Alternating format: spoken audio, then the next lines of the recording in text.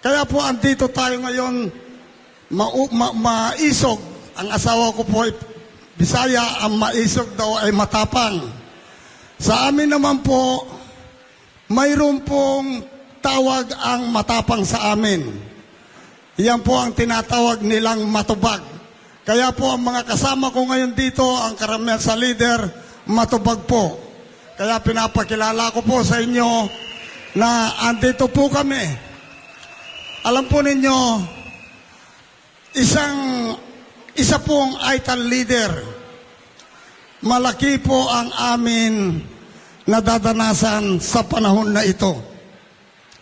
Lalo-lalo po ako bilang isang leader, masakit po sa aking nasasakupan na alam po ng batas at alam po ng mga tao kami ay pinaka-atrasado. Kami ay pinakamababang klaseng tao. Kaya dapat po pinapaabot ko kay President Marcos, di po kami nabibigyan pansin kaming mga aita. Pero ang nagbuhat po sa kanya, mga aita po na nagboto rin. Wala ba ho kaming karapatan na sabihin namin ang amin nasa loob-looban? Sa ngayon po ay naiiwanan po kami ng progreso, naiiwanan po kami ng ating pamahalaan. Noon po ang kanyang tatay,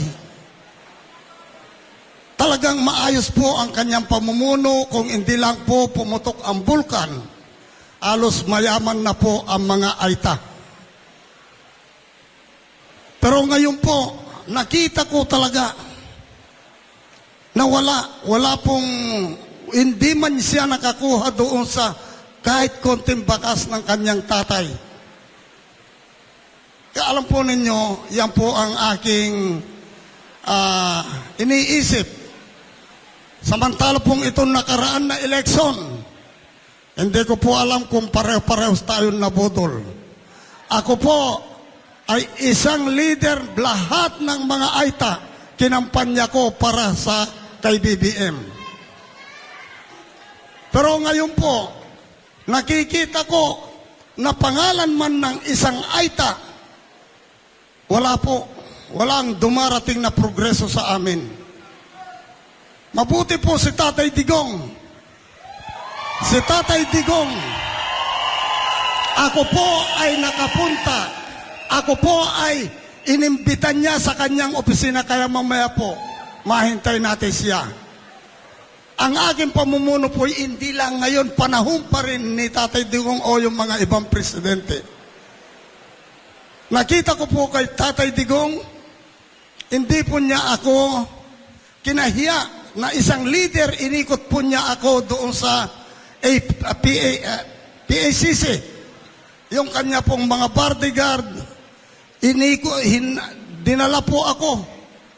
Inikot po ako sa buong PACC, pagkatapos inatid po ako sa upuan.